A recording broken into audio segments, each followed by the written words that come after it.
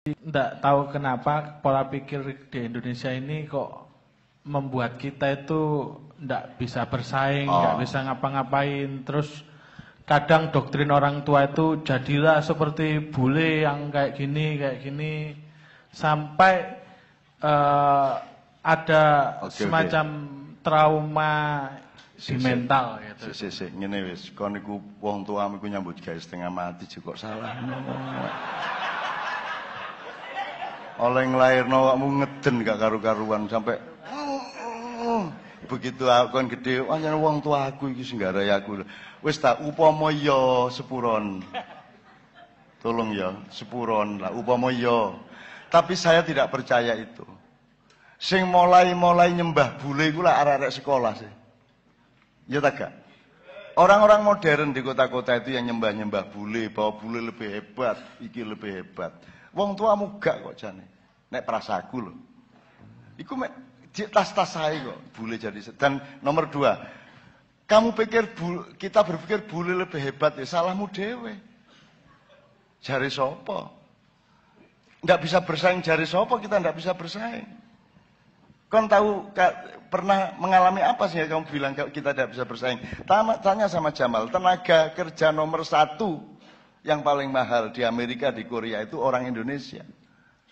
Paling mahal. Nomor 2 baru Vietnam. Nomor 3 baru Filipina sak piturute.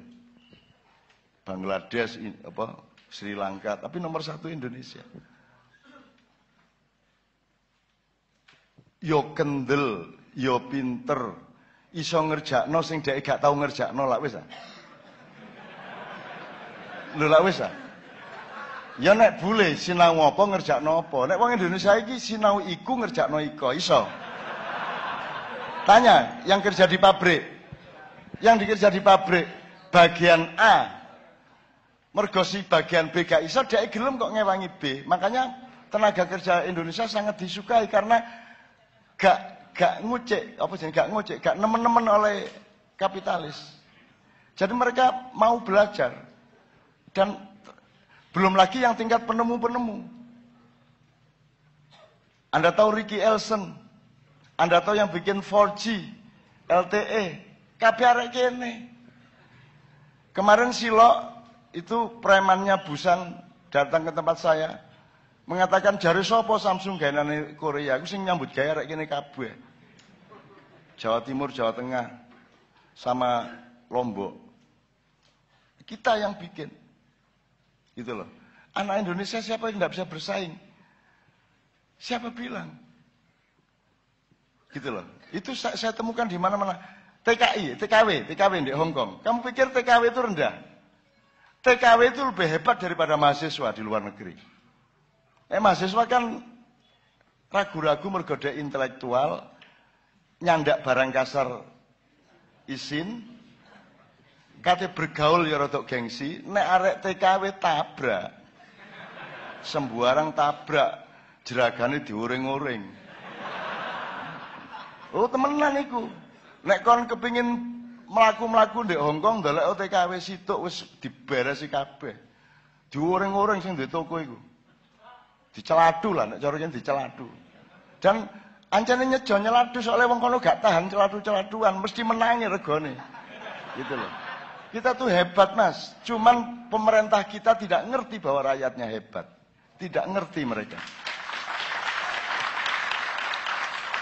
Dan saya tidak peduli itu, wong sila keempat memang belum ada beneran kok. Ya toh? Tidak usah digelisahkan, tidak usah disesali. Sekarang kita bangun kembali semuanya. Gitu ya. Terus. Selanjutnya mengenai ke depan kita akan dihadapkan pada pilkada itu loh, bertatap muka dengan pemimpin langsung, terus kita pasang kuda-kuda yang bagaimana? Ya itu kan poso lah, itu masih belum buka kita. Itu anggap itu mau pilkada itu kan bagian kecil dari sila keempat toh. Wong sila keempatnya secara keseluruhan belum beres kok pilkada gua harapkan. Wong asap itu juga bisa jadi merupakan hasil dari rencana pilkada. Bingung kan ya? Apa hubungannya ngono toh? Enggak. Jadi asap bulan Oktober ini itu terjadi di seluruh dunia dan yang paling parah di Amerika, baru Kanada, kemudian Australia, baru di Indonesia. Indonesia bukan yang paling parah. Cuman bedanya kalau di Amerika dan lain ku kobong, nek di Indonesia ono sing kobong, ono sing diobong. Nah, apa kok diobong? Siji, ada sejumlah perusahaan atau korporasi yang menghemat tenaga dan shortcut untuk bisa segera tanam tanpa peduli kepada lingkungan hidup dan apapun yang lainnya. Nomor dua, karena semakin banyak asap akan mempojokkan pemerintah pusat untuk menyatakan ini adalah bencana nasional. Kalau ini bencana nasional berarti akan ada uang yang dicairkan dari APBN untuk diberikan kepada daerah yang bersangkutan. Dan siapakah yang akan menerima uang-uang itu? Ialah komunitas orang-orang yang ikut pilkada. Kan gitu, Rek? Jadi salah satu tujuan hutan dibakar itu supaya uang dari Jakarta turun sehingga bisa diroyok untuk biaya pilkada. Itu salah satu kemungkinan dari beberapa. Yang keempat adalah ini tahap kesekian dari adu domba. Ada apapun Anda akan diadu domba, akan dibikin kepepet. Indonesia tidak pernah boleh beres, harus bertengkar satu sama lain. Ini kemarin tadi malam di Padang Bulan saya bacakan 12 bidang peperangan yang sedang berlangsung di dunia. Dan salah satunya adalah perang lingkungan hidup atau perang SDA. Ya. Makanya nanti cari bahannya di media-media tentang yang tadi malam. Misalnya Anda benci siapapun itu hasil adu domba. Karena dulu Anda diadu domba dengan teman-teman Kristen, akhirnya berhasil sedikit tapi tidak tuntas bagaimana yang direncanakan di Ambon dan di Poso. Akhirnya ternyata nggak efektif Islam lawan Kristen, yang efektif adalah Islam lawan Islam. Kan gitu. Nah, Anda semua ikut seneng diadu domba karena memang Anda adalah domba. Loh iya kan semua nabi kan angon wedhus.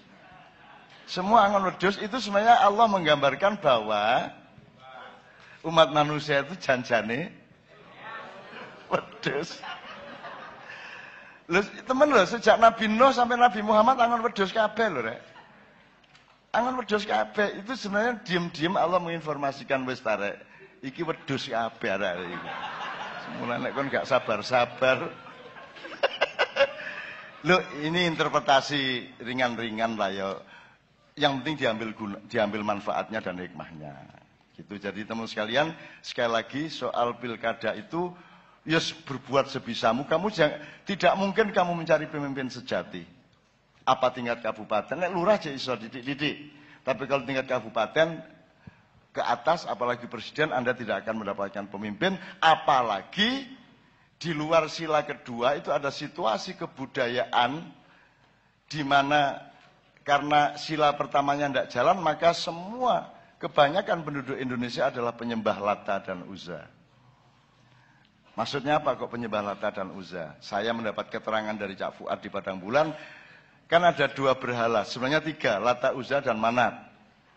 Tapi kemudian yang populer di dunia Arab adalah Lata dan Uzza. Lata adalah patung yang menggambarkan tokoh-tokoh di masa lalu yang hebat-hebat, yang orang kagum. Kemudian dipatungkan, terus didelok-delok, disawang-sawang, disembah-sembah. Jadi itu tokoh dari masa silam.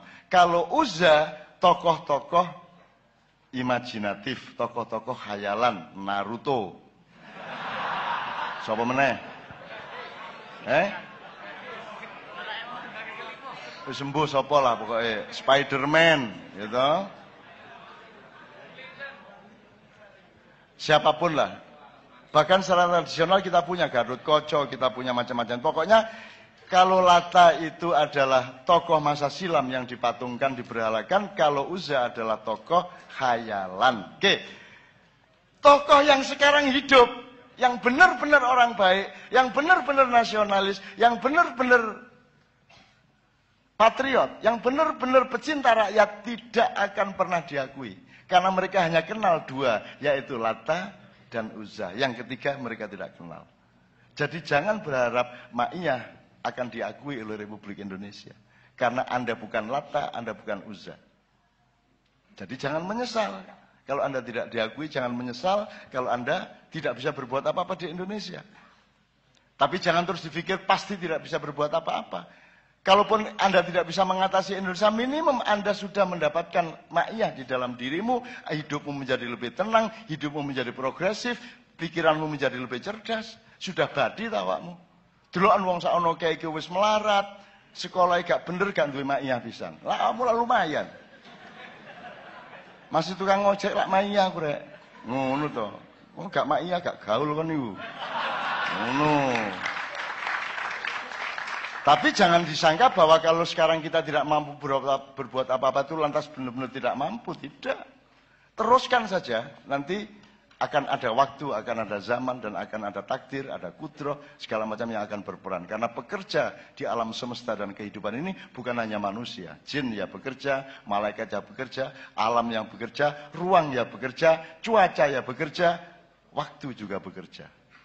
Jangan dipikir Anda sendirian bekerja. Jangan dipikir cuma manusia yang bisa mengatasi Indonesia. Banyak sekali yang ikut mengatasi Indonesia. Dan saya tidak yakin Indonesia akan hancur. Tidak mungkin Indonesia hancur. Tidak akan banyak yang marah dari penduduk langit kalau Indonesia hancur. Karena mereka menyaksikan hampir setiap hari di banyak tempat. Anak-anak muda dengan hati yang tulus. Dengan semangat cinta yang luar biasa. Berkumpul sampai jam 4 pagi. Tidak minta apa-apa. Gitu? Tidak nuntut apa-apa. Mereka ingin memberi kepada Indonesia. Benar nggak? Makanya saya di Padang Bulan Salam tak ulang dikit aja. Cara berpikirnya Pak Muzamil sudah menjelaskan belum tadi? Cara berpikirnya, karena Pak Muzamil menjelaskannya sangat bagus. Sangat bagus. Nanti kalau ada waktu beliau meluruskan. Kan saya... Teman-teman Ma'iyah saya bilang gini, untuk bulan Oktober ini tolong belajar dari kalimat saya di buku tahun 78, Indonesia bagian dari desa saya. Itu cara berpikir ke dalam, bukan cara berpikir keluar. Nah, desa saya bisa kamu ganti dirimu, Ma'iyah, keluargamu, dan seterusnya. Logikanya begini, tapi ini cara berpikir dalam dirimu loh. Bukan kok secara teritorial Indonesia bagian dari Ma'iyah ya, enggak. Berarti Ma'iyah ASEAN, enggak. Itu bukan cara berpikir fisik, itu cara berpikir psikologis. Di dalam dirimu Indonesia adalah bagian dari dirimu. Maka gini, kalau kamu bagian dari Indonesia, maka kamu selalu akan minta bagian kepada Indonesia. Dan kamu akan menuntut-nuntut bagian dari Indonesia. Wong yo gak oleh selama iki, ya toh? Mending kamu balik, Indonesia adalah bagian dari dirimu. Sehingga nalurimu adalah ingin menyumbang, ingin bersedekah, ingin memberi terus-menerus kepada Indonesia. Ngono lho rek.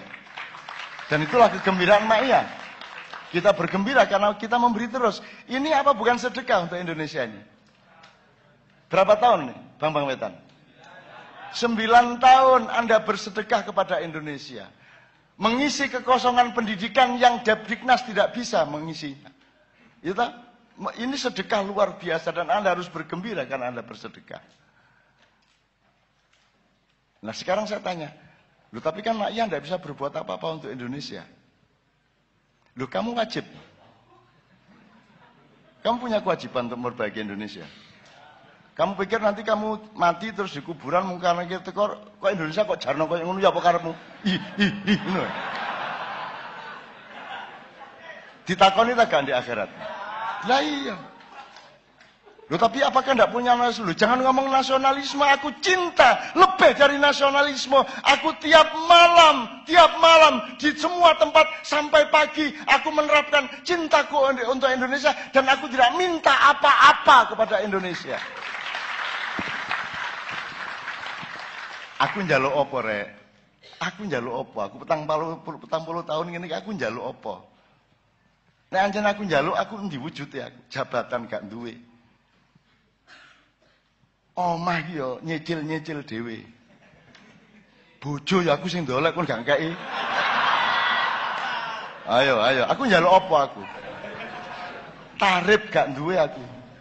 Dapurane arek-arek nek dikai kotak ya paling oleh 300.000, harus sakjane kae.